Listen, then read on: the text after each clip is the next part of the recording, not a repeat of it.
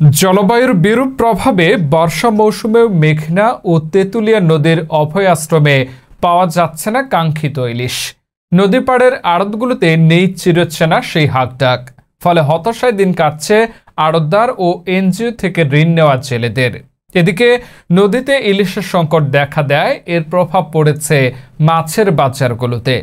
সরবরাহ না থাকায় ইলিশের দাম সাধারণ মানুষের ধরাছোঁয়ার বাইরে চলে গেছে। বিস্তারিত দেখুন ডেস্ক রিপোর্টে। ভোলার চরপেশনের বেতুয়া ও সামরাজ মৎস্যঘাট সহ একাধিক জেলেপল্লীতে গিয়ে দেখা যায় নদীতে দিনভর ঘুরেও সফলতা মিলছে না জেলেদের।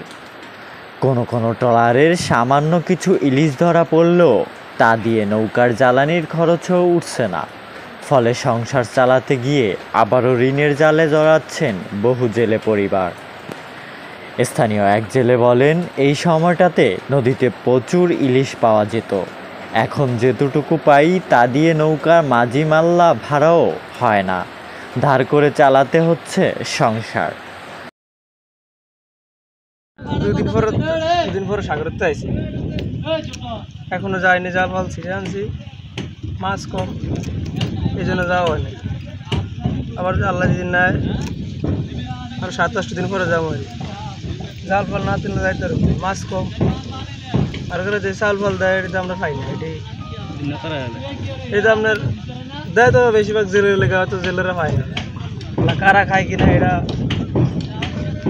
এটা আল্লাহ পাক জানে আর হেরা জানে, আমরা পাইতে। আমরা বৃহস্পতিবারে গেছি, এখন আজকে মনে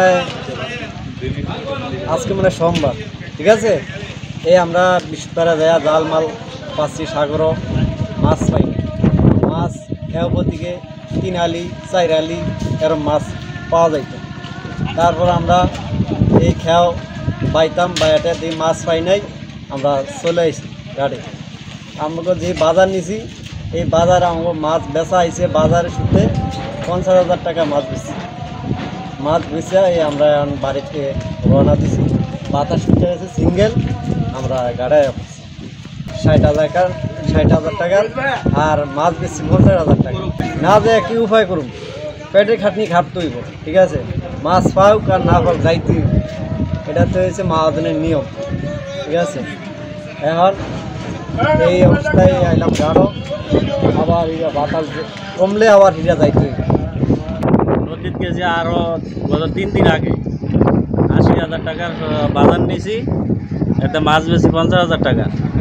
মানে এখানে মাছ কম, আগের অনেক এর আগে মাছ আছিল আর 1 মাস আগে মোটামুটি, এখন বর্তমান অবস্থা মাছ কম, যা সদাই নিয়েছি আর সে বেশি মনে করেন বেচা কমাইছে। এখন গাড়ি 1 মাস হয়েছে নদী যায় না, মাছ কাম করে নদীর দাম আর কি, মাছ নাই, মাছ মনে করেন নদীর মাছ কম, জাল ফলে কাজ কাম করতে আছে, করা শেষ হলে নদীর দাম আসা দাম আর কি আল্লাহ দেয়, এই আর কি একটা অবস্থা আর কি। নদীতে তো ঈদের আগে গেছিল 90,000 টাকা ভাড়া করে, একটু ভাইয়া বলছি কত সিঙ্গেল আছে 20,000 টাকা মাছ দিচ্ছে। অনেক এখনো আমার যায় না, কারণ জাল ফিরে পরে যাও পড়াশোনা। নদীতে ইলিশ সংকট সরাসরি প্রভাব ফেলেছে বাজারেও। সরবরাহ কম থাকায় দাম সাধারণ মানুষের নাগালের বাহিরে। এতে ইলিশ প্রেমীরাও যেন হতাশ। তেমনি ক্ষতিগ্রস্ত হচ্ছেন বরফ ব্যবসায়ী ও আড়তদাররা। সামরাজ মৎস্যঘাটের বরফ মিলের ম্যানেজার কবির হোসেন জানান, প্রতিদিনই অনেক বরফ তৈরি করি আমরা। জেলেরা তা নিয়ে নদীতে যায়, কিন্তু ইলিশ না পেয়ে সবাই খালি হাতে ফিরে আসে। ফলে আমাদের ব্যবসারও ক্ষতিগ্রস্ত হচ্ছে। বরফ তো আমরা ঈদের আগে 200, 300, 400 এরকম ডেকে দিচ্ছি, এখন 15, 20টা, 10টা, 12টা যাচ্ছে। কারণ হচ্ছে নদীতে আগে ইলিশ ছিল, মোটামুটি ভালোই ছিল। এখন ঈদের পর থেকে কোনো ইলিশ পাওয়া যায় না, আর ইলিশ উপরেই বরফটা ছেড়ে। ইলিশ পাওয়া গেলেই বরফ যায়, ইলিশ না হলে আর বরফ যায় না। চরপেশন উপজেলার সামুদ্রিক মৎস্য কর্মকর্তা তানবীর আহমেদ বলেন, এখন আসলে আমাদের মূল কারণটা হচ্ছে জলবায়ু পরিবর্তন। আমাদের বর্ষাকাল, মূল যে বর্ষাকালটা ছিল সেটা কিন্তু এখন তারিখ পরিবর্তন হয়েছে। আগে আষাঢ় শ্রাবণ, বাংলা আষাঢ় শ্রাবণ, ইংরেজি জুন জুলাই মাস, মোটামুটি আমরা হচ্ছে এই সময়টাতে বর্ষাকাল হিসেবে কনসিডার করতাম, কিন্তু এখন বর্ষাকাল কিন্তু অনেকখানি পিছিয়ে গেছে। এই কারণে হয়েছে যেটা, যে আমাদের এইখানে মিষ্টি পানির স্রোত যতক্ষণ না তৈরি হবে ততক্ষণ পর্যন্ত কিন্তু মাছ, ইলিশ মাছ বিশেষত ডিম দিতে নদী বা উপকূলীয় এলাকায় আসবে না। তো এটার ফলে হচ্ছে কি, যে আমাদের উপকূলীয় অঞ্চলে যে জেলে আছে তারা হচ্ছে পর্যাপ্ত আপনার হচ্ছে মাছ এই মুহূর্তে পাচ্ছে না, কারণ মিষ্টি পানির স্রোত এখনো তৈরি হয়নি, মাত্র বর্ষা শুরু হয়েছে, যেটা দেখা যাচ্ছে এখন থেকে 15 বা 20 বছর আগে এই সময় পূর্ণ বর্ষা চলত।